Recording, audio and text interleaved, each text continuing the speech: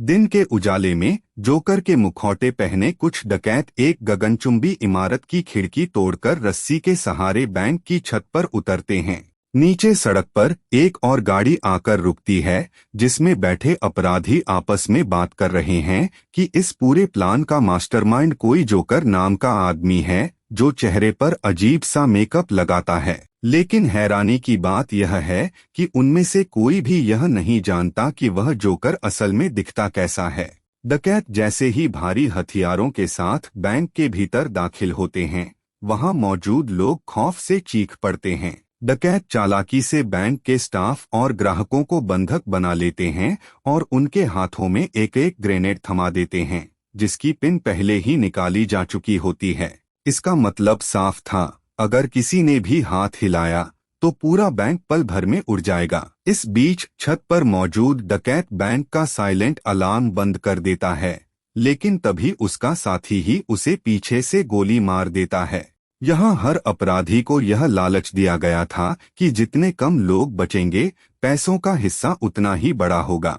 लालच का यह खूनी खेल बैंक के भीतर भी जारी रहता है, जहां तिजोरी खोलने वाले एक्सपर्ट को भी उसका साथी मार गिराता है। अब तिजोरी के भीतर नोटों का एक विशाल पहाड़ था, जिसे समेटकर आखिरी बचा हुआ डकैत, जिसका कोडनेम ग्रम्पी था, बाहर आता है। वह गाड़ी के ड्राइवर को मारने के लिए जैसे ही बंदूक तानता है, वैसे ही एक जोरदार धमाका होता है। बैंक की दीवार को चीरती हुई एक पीली स्कूल बस अंदर घुसती है और ग्रम्पी को कुचल देती है। बस से एक और नकाबपोश बाहर आता है, जिसे गाड़ी का असली ड्राइवर माना जा रहा था, लेकिन बस चलाकर आया डकैत उसे भी तुरंत गोली मार देता है। अब सिर्फ एक ही शख्स जिंदा बचा था। बैंक का घायल मैनेजर चिल्लाता है, तुम खुद को बहुत चालाक समझ रहे हो ना? जिसने तुम्हें काम पर रखा है, वह तुम्हारे साथ भी यही करेगा। इस शहर के अपराधियों का कभी एक वसूल हुआ करता था। तभी वह आखिरी डकैत धीरे से अपना मुखौटा हटाता है। कैमरे के सामने एक ऐसा चेहरा आता है जिसे देखकर रूह कांप जाए। आंखों के चारों तरफ फैला हुआ काला रंग, सफेद झुर्रीदार मेकअप और गालों पर कटे हुए घाव जो एक गंदी मुस्कान का एहसास दे रहे थे। यह कोई और नहीं, खुद द जोकर था। वह मैनेजर के मुंह में एक ग्रेनेड ठूंसते हुए कहता है, मेरा मानना है कि जो चीज तुम्हें जान से नहीं मारती, वह तुम्हें और भी अजीब बना देती है। जोकर शांत कदमों से बस में बैठता है और जैसे ही बस आगे बढ़ती है, ग्रेनेड की पिन खींच जाती है, लेकिन धमाके की जगह सिर्फ लाल धुआं निकलता है और जोकर बच्चों की स्कूल बसों के काफिले में अपनी बस मिलाकर पुलिस की आंखों के सामने से गायब हो जाता है। उधर रात के अंधेरे में गोथम की आसमान पर बैट सिग्नल चमक उठता है। शहर के अपराधी इस रोशनी को देखते ही डर से कांपने लगते हैं। पुलिस कमिश्नर और नए डिस्ट्रिक्ट अटॉर्नी हार्वे डेंट इस बात से परेशान हैं कि आखिर बैटमैन खुद को कानून से ऊपर क्यों समझ रहा है। लेकिन असल बैटमैन इस वक्त शहर के एक बदनाम पार्किंग गैरेज में था, जहां स्केयरक्रो नाम का एक और सनकी अपराधी ड्रग्स की बड़ी डील कर रहा था। अचानक वहां बैटमैन के भेष में कई नकली विजिलेंटे, कॉपीकैट्स आ धमकते हैं और अंधाधुंध गोलीबारी शुरू हो जाती है।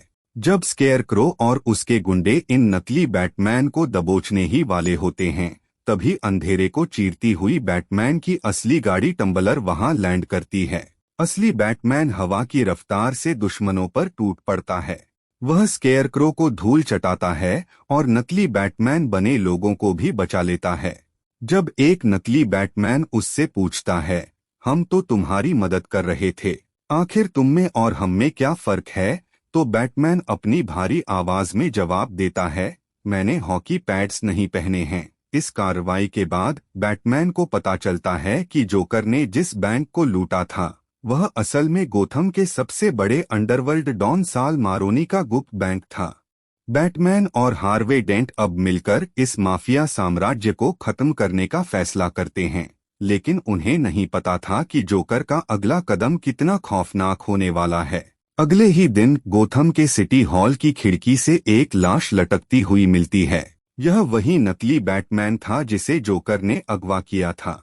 उसकी लाश पर एक जोकर कार्ड चिपका था, जिस पर लिखा था, क्या असली बैटमैन कृपया सामने आएगा? टीवी पर जोकर का एक खौफनाक वीडियो संदेश जारी होता है, जिसमें वह खुली धमकी देता है, अगर बैटमैन ने अपना मुखौटा नहीं हटाया और खुद को पुलिस के हवाले नहीं किया, तो आज रात से हर दिन मासूम लोग मारे जाएंगे। जोकर की यह धमकी कोई मामूली चेतावनी नहीं थी। वह सीधे तौर पर गोथम के सबसे रसूखदार लोगों को निशाना बनाने वाला था। क्या बैटमैन इस पागल हत्यारे को रोकने के लिए अपनी पहचान उजागर करेगा, या फिर जोकर गोथम की सड़कों को खून से लाल कर देगा? जोकर की खुली धमकी के बाद गोथम शहर में दहशत का माहौल बन जाता है। वह एक एक करके शहर के बड़े अधिकारियों को निशाना बनाना शुरू करता है। पुलिस कमिश्नर लॉब और जज सुरिलो जोकर के बिछाए जाल में फंसकर अपनी जान गंवा बैठते हैं। जोकर का अगला निशाना था शहर का hero Harvey Dent. Bruce Wayne Batman Harvey को बचाने के लिए एक आलीशान पार्टी में खुद पहुंचता है, जहां जोकर भारी हथियारों के साथ तबाही मचाने आ धमकता है। बैटमैन वक्त रहते हार्वे को छुपा देता है और जोकर का सामना करता है, लेकिन चालाक जोकर रैशेल ब्रूस के बचपन का प्यार और हार्वे की मंगेतर को खिड़की से नीचे फेंक देता है। बैटमैन बिना सोचे समझे रैशेल को बचाने के लिए नीचे कूदता है और उसकी जान बचा लेता है, लेकिन जोकर इस अराजकता का फायदा उठाकर फिर से गायब हो जाता है। अब गोथम की जनता बैटमैन के खिलाफ होने लगती है। लोगों का मानना था कि एक विलन के चक्कर में मासूमों की जान जा रही है। दबाव में आकर हार्वे डेंट एक प्रेस कॉन्फ्रेंस बुलाता है और मीडिया के सामने झूठ बोल देता है कि वही असली बैटमैन है, ताकि असली बैटमैन सुरक्षित रहकर जोकर को पकड़ सके। पुलिस हार्वे को गिरफ्तार करके जैसे ही सेंट्रल जेल ले जाने लगती है, जोकर का गैंग बख्तरबंद गाड़ी पर हमला कर देता है। सड़कों पर एक रोंगटे खड़े कर देने वाला चेस सीक्वेंस शुरू होता है। जोकर रॉकेट लॉन्चर आरपीजी से हार्वे की गाड़ी उड़ाने ही वाला होता है कि तभी असली बैटमैन अपनी टम्बलर गाड़ी के साथ बीच में आ जाता है। गाड़ी बुरी तरह डैमेज होने के बाद बैटमैन अपनी धांसू बाइक बैटपॉड को एक्टिवेट करता है। वह जोकर के बड़े ट्रक के पहियों में लोहे के तार फंसाकर पूरे के पूरे 18 व्हीलर ट्रक को सड़क पर उल्टा पलट देता है। जोकर ट्रक से बाहर निकलकर बैटमैन पर सीधे गाड़ी चढ़ाने की चुनौती देता है, come on I want you to do it, लेकिन बैटमैन अपने उसूलों के कारण उसे नहीं मारता और खुद क्रैश हो जाता है। जैसे ही जोकर बैटमैन का मुखौटा हटाने बढ़ता है, लेफ्टिनेंट जिम गॉर्डन, जो अपनी मौत का नाटक रचकर भेष बदले हुए थे, पीछे से आकर जोकर के सिर पर बंदूक तान देते हैं। जोकर आखिरकार गिरफ्तार हो जाता है, लेकिन जोकर को पकड़ना पुलिस की सबसे बड़ी भूल थी। वह जानबूझकर पकड़ा गया था। गोथम पुलिस स्टेशन के भीतर बैटमैन और जोकर के बीच सिनेमा इतिहास का सबसे आइकॉनिक इंटेरोगेशन पूछताछ सीन होता है। जोकर हंसते हुए बैटमैन से कहता है कि वह उसे मारना नहीं चाहता, क्योंकि बैटमैन के बिना उसका वजूद ही अधूरा है। तुम मुझे पूरा करते हो। इसके बाद जोकर अपना असली पत्ता खोलता है। वह बताता है कि उसके गुंडों ने हार्वे डेंट और रैशेल दोनों को अगवा कर लिया है और उन्हें शहर के 2 अलग अलग कोनों में बारूद के ढेरों के बीच बांध दिया है। समय इतना कम था कि बैटमैन केवल किसी एक को ही बचा सकता था। जोकर जानबूझकर बैटमैन को दोनों के पते गलत बताता है। बैटमैन रैशेल को बचाने निकलता है, लेकिन जोकर के दिए गलत पते के कारण वह हार्वे डेंट के पास पहुंच जाता है, जबकि जिम गॉर्डन रैशेल की तरफ भागते हैं। जैसे ही टाइमर 0 पर आता है, दोनों जगहों पर भीषण धमाके होते हैं। गॉर्डन के पहुंचने से पहले ही रैशेल जिंदा जलकर मर जाती है।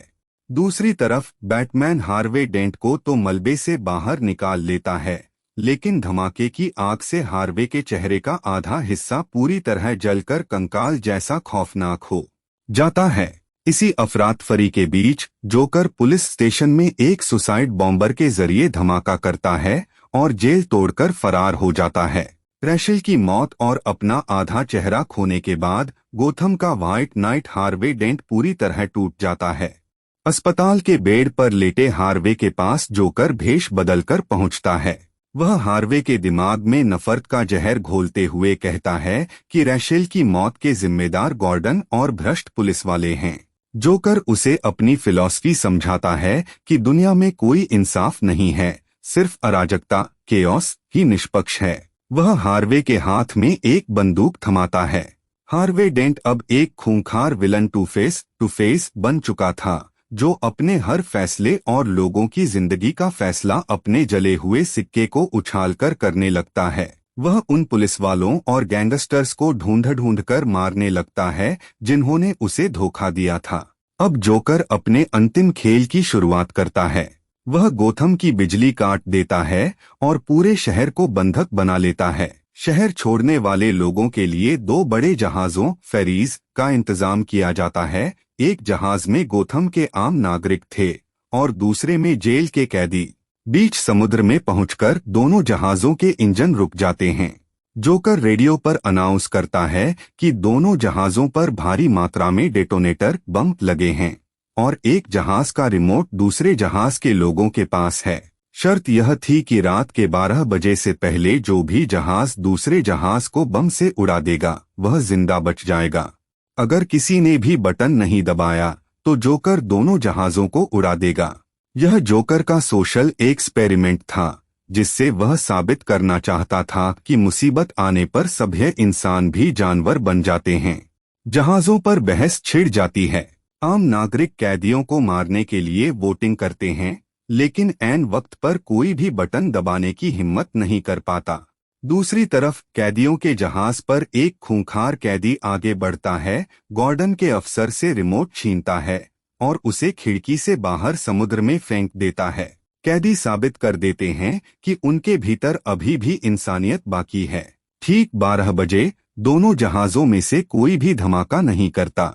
जोकर का यह एक्सपेरिमेंट पूरी तरह फेल हो जाता है। इस बीच बैटमैन गगनचुंबी इमारत पर जोकर को ढूंढ निकालता है। एक भयंकर लड़ाई के बाद बैटमैन जोकर को इमारत की छत से नीचे फेंक देता है, लेकिन आखिरी पल में वह अपनी गन से जोकर के पैर में तार फंसाकर उसे हवा में उल्टा लटका देता है। जोकर हारकर भी हंस रहा था। वह कहता है कि भले ही वह जहाजों को नहीं उड़ा पाया, लेकिन उसने गोथम की आत्मा यानी हार्वे डेंट को पूरी तरह भ्रष्ट कर दिया है। बैटमैन तुरंत हार्वे को रोकने के लिए उस टूटी हुई इमारत की तरफ भागता है, जहां हार्वे ने जिम गॉर्डन के पूरे परिवार को बंधक बना रखा था। हार्वे गॉर्डन को वही दर्द देना चाहता था जो उसने रैशेल को खोकर सहा था। हार्वे गॉर्डन के मासूम बेटे के सिर पर बंदूक तानता है और अपनी किस्मत का सिक्का उछालता है। सिक्का हवा में घूमता है, लेकिन इससे पहले कि वह नीचे गिरे, बैटमैन हार्वे पर झपट्टा मार देता है। दोनों इमारत की ऊंचाई से नीचे गिरते हैं। इस हादसे में हार्वे डेंट की मौत हो जाती है। जिम गॉर्डन निराश होकर कहते हैं कि अगर गोथम की जनता को पता चला कि उनका हीरो हार्वे डेंट एक कातिल बन चुका था, तो पूरे शहर का कानून व्यवस्था पर से भरोसा उठ जाएगा और जोकर जीत जाएगा। बैटमैन इस बात को समझ जाता है। वह एक बहुत बड़ा फैसला लेता है।